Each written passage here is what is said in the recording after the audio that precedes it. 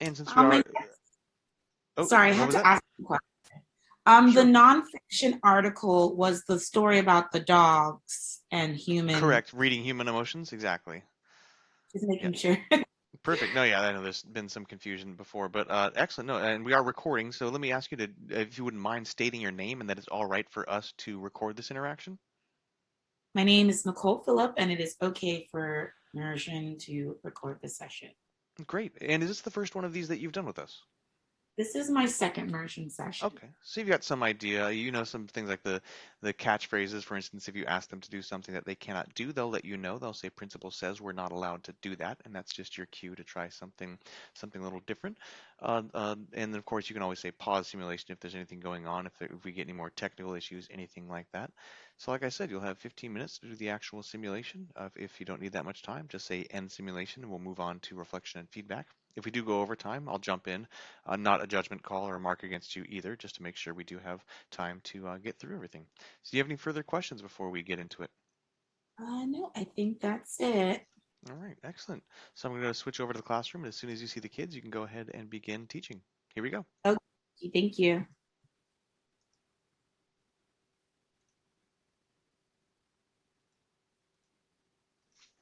Hello and welcome, everyone. Hello. How are you guys? I'm doing okay. How are you? I'm doing well. I'm glad to see you today. Before we get started, my name is Miss Phillip, and you are now in my virtual classroom. So, with my virtual classroom, we do have some virtual rules that I'd like you to follow. Okie dokie. So, as you Okay. can see on my screen here, I have my classroom rules. The first rule I have is to look with your looking eyes, so that way I know you can see me and I can see you. Our next rule is going to be using our listening ears so you can hear me and I can hear you. So I'd love those listening ears to be activated so you don't miss anything today because there's a lot of great information we're going to go over. The next thing I have is quiet mouths. Unless you need to help a partner in the classroom, don't be afraid to talk to each other, but make sure it's not too loud, okay? Is everybody following along? And Yeah, then, oh, I got you. my screen disappeared. There it is. Oh, Okay. don't show us your password. So our next thing is going to be using our helping hands. So if I'm asking you for some help today, don't be shy to help along.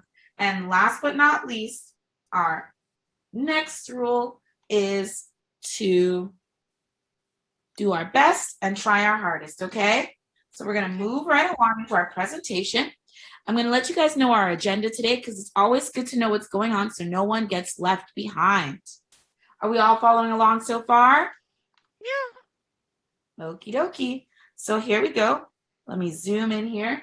Our classroom rules, we already did that today, so that was the first thing on our agenda. The next thing we're going to talk about is our context clues. So context clues, we're going to jump into that. I'm not going to tell you too much because I don't want to confuse you.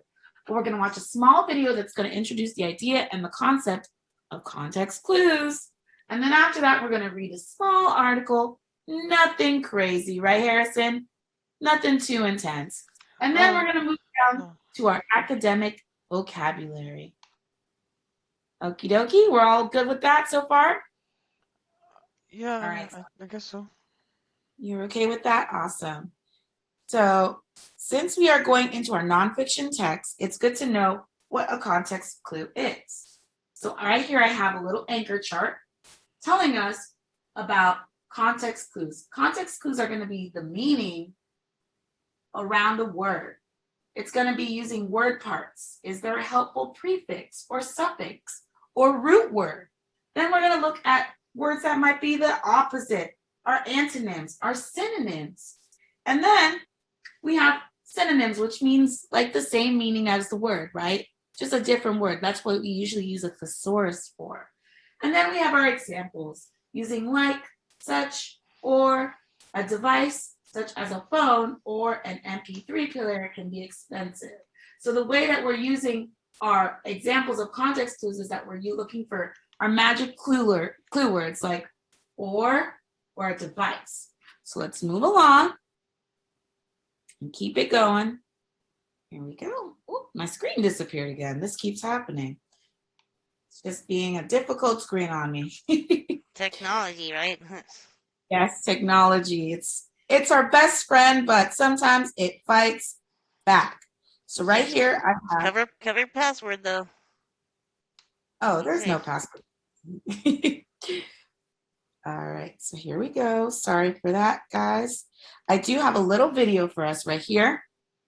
So let's move to our next slide. And it's all about context clues. Let's see if I could play it. Okay, oops.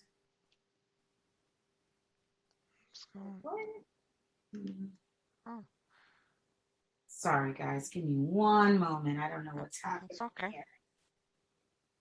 Technical difficulties. I'll just pull it up on a separate link. So I'm going to turn my screen this way for a second for you guys. And has anybody ever heard of the word context clues before? I know, like, context. Yeah, it's when, like, it's sort of context is like the situation that something is in, or like how it, where it's at. Okay, very nice. Anybody else? Yeah, that sounds right. Yeah, no, that's so, like, context. It's like, if you got like if you're at like a funeral and, like, a clown shows up, that's like bad context. But if you're at a birthday party and the clown shows up, that's like that's all good, right? Exactly. So here I do have our video loading. I'm going to flip my screen, make sure that we can see that.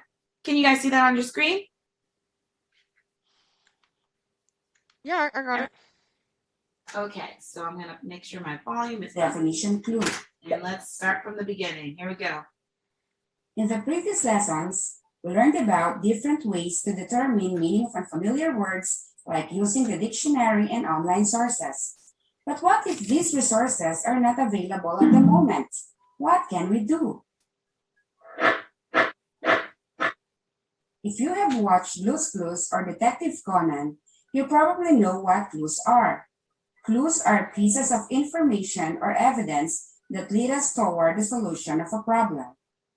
We can apply the same strategy of using clues around an unfamiliar word to help us understand its meaning.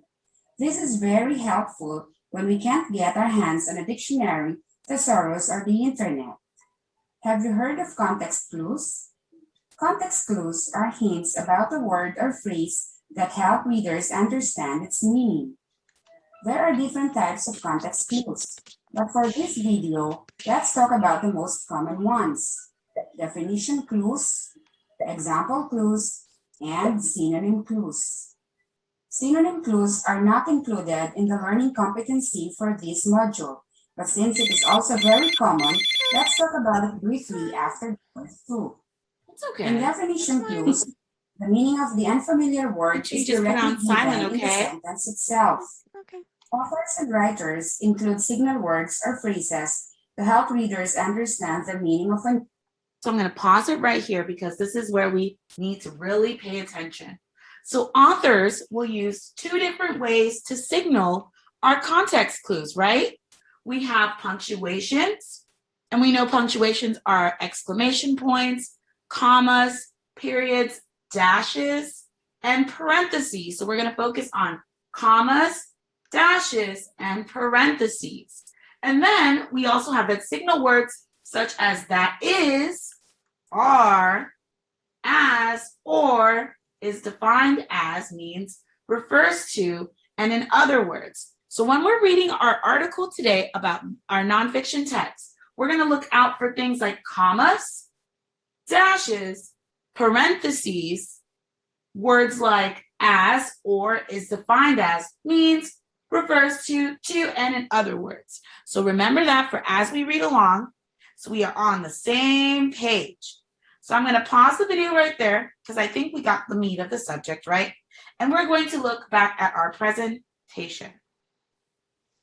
So here we go. We have our article presented on the screen. Let me get full screen so everyone can see. This article is titled, Dogs Can Read Human Emotions. So I can zoom on in here so we get the best view. This article starts off saying, dog owners often say that they, look at those parentheses, know that their dog understands what they're feeling. Now, scientists have the evidence to back this up. Researchers tested 17 adult dogs of various breeds. What are we doing now? Oh, it's just we're reading the article. Oh, Mhm. okay. Yes, so we're reading an article about how dogs have feelings like humans too. So this is a nonfiction article, meaning that this is all fact. None of this is fiction or made up, okay? And it's coming from I knew anyone who's been around animals know that they're like that. Yeah, Olive definitely knows when I'm having a bad day or what. Yeah, animals are cool. Like I feel like even dude, he's just a reptile, but I think even he kind of he can vibe a little bit. Like he knows what's going on. You're right. I have a dog too, and she follows me around whenever I put shoes on because she knows that's time for us to go outside and have a moment Oh of yeah. mindfulness, right? So let's Yep. keep going. Oh, there it goes off my screen again. Okay, so it says researchers tested 17 dogs of various breeds to see whether they recognize emotional expressions in the faces and voices of humans and other dogs. You see that dash? Let's keep that in mind because that's one of our punctuations that we're going to look at, right? Dogs. An ability that's considered a higher cognitive talent because two different senses are involved. Each dog took part in 2 test sessions with 10 trials. One by one, they stood facing 2 screens on which the researchers projected photos of unfamiliar but happy, playful human or dog faces versus the same faces, here we go, same faces with angry/aggressive expressions as in the photo above. So I don't have the photo anymore, but there's a photo of 2 dogs. One's a very happy dog and the other one's a very angry dog. And then 2 humans, one's a very happy human and the other one is a very angry human. Is that really proven? Is that prove it though? I guess I'm not Yes, sure it how is that because we're experiment is using, proving it. yes, so we're using an organization. If you look at the domain of the website, that means that it's a real legitimate organization. And then we have scientific evidence where that way we can go back and check our data if we're not feeling like we like where our source is coming from, right? So let's continue on.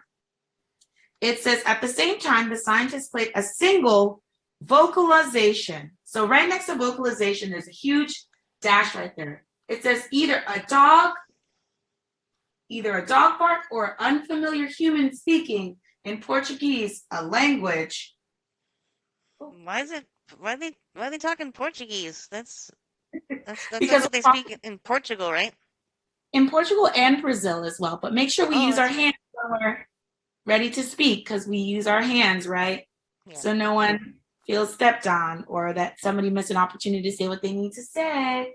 So then it says the dogs looked much longer at a face, continuing on, of a human when the expression matched the tone of the voice, a measure that's been used to assess various cognitive abilities of other mammals, the scientists report online today in biology letters. So this is our citation right here. We're focusing on those biology letters. So this is something that's been tested and proven, and we're using an organization. The dogs were best at this one, looking at fellow dogs, which supports another study. So that means there's other studies that have been conducted showing that dogs preferred looking at the images of other dogs rather than those of humans. It is the first time that a species other than humans has been shown to be capable of interpreting, let's look at this word here, the vocal and facial expressions of an entirely different species of animal dash a talent that surely helps Fido, aka a dog, survive in the ecological niche, the jungle of the human. What's a niche? A niche? Okay, so we're going to get into that context. So let's look at the sentence that we see the word niche, right? Niche. That's how we spell niche. Are you with us, Harrison? Are you okay? Did you have any questions about niche so far? Oh, what's a niche? What's a niche? We are about to jump right into that. So let's look at the sentence that we see niche is presented in. So when we look at this sentence, it says, let's start from the beginning. Where was the beginning of the sentence? Sorry, guys. It's the first time that a species, they're referring to a dog, other than humans, referring to us, has been shown to be capable of interpreting the vocal and facial expressions of an entirely Hey different there, species. it's Michael again. Just wanted to let you know we are at time, so what we'll do now is shift to a bit of feedback and reflection about that. Apologies, but yeah, obviously there were some. You got slowed down a little bit, but you're still able to push through and get quite a lot of the conversation covered there. So tell me a little bit about first what felt good. What are some things you think you did well as far as strategies to keep the kids engaged? I played the little video. It seems like they were really interested in the article in general. Like they're asking, is this real? Is this proven? And I kind of pointed out, yes, it's from an organization. Yes, they're including the citation of the biological journals before the article was published. Yeah, that was a good way to tie it back into sort of the actual techniques you have of like how to check certain things and verify certain things and make sure that they're reading something that is legitimate. Excellent. And like you said, videos and really a lot of even though you did there was some technical issues with some of them, still a lot of really great visuals and fun stuff to keep them engaged there. Is there anything that felt particularly challenging or anything that you might do differently if you had a chance to do this again? So I usually use a different set of rules. I tried new rules this time because I wanted them to have visuals, but it seemed like they were using less of the rules because at the same time, it is a discussion. So I encourage students to speak up and use their voices, but I would have preferred if they kind of raised their hand more. And then there was a cell phone that went off during the session, which a cell phone should not stop what's being taught, I think. But it was one of those, if I had used my other rules, maybe the cell phone would have been on it Sure, versus yeah. this. There's always that. And one thing to be aware of, even with you did mention interruptions, it's still, I think part of that might have been is other than that, they didn't get a whole lot of opportunity to necessarily converse or speak as much in this, and so they were probably trying to find opportunities to add to the discussion. And obviously, they are supposed to raise their hand, but maybe by opening up a little more space to have them discuss each of these rules or things like that at a little more certain points. I think that's probably what why they felt the need to interrupt and kind of get in a little bit there, if that makes sense. Mhm. But overall, nice work. Thank you so much for your participation. Is there anything you're taking away from this interaction that you think you'll find useful when you are in a real teaching session? Yeah, usually I'm more interactive with the students because at the other immersion session that I did, I was calling on my students. I was able to, get more feedback. But this lesson, particularly because I had to read the article, because I know they can't see the article, there's a lot of me just talking. So I was just trying to squeeze that article right in Oh, there. well, let me first, if you do, the children actually do have access to that reading, and we have that on our end as well. So first off, I apologize if that did not get communicated Okay. to you fully. So that's certainly certainly a time-saving thing you can do. Anytime there is a specific set of reading attached to a session, the simulation on this side will have access to that reading. So what you can do first off, it's usually the idea is that it pops up on those tablets that they have in front of them. So you can just say, Okay. here, I'm sending you the reading right now. They'll just bend over, they'll lean over to look at it. And then you can even in that just kind of fast forward a little bit to say, all right, okay, you've had 5 minutes to read it when it's really only been 10 seconds or something like that. So those are little tricks you can do as far as the simulation just to sort of get the most out of your time here because obviously you don't want to just sit there and Yeah. watch them read it. So yeah, again, just I thought I'd make that offer to you just so next time in case you do find yourself having to spend a lot of time on things that you don't really want to, then yeah, I think that's one thing that'll maybe help. But excellent overall. Thank you so much for your participation. And unless you have any other last bits of feedback or reflection you'd like to do right now, we'll let you enjoy the rest of your day. Okie dokie. Same to you. All right, take care. Thank you.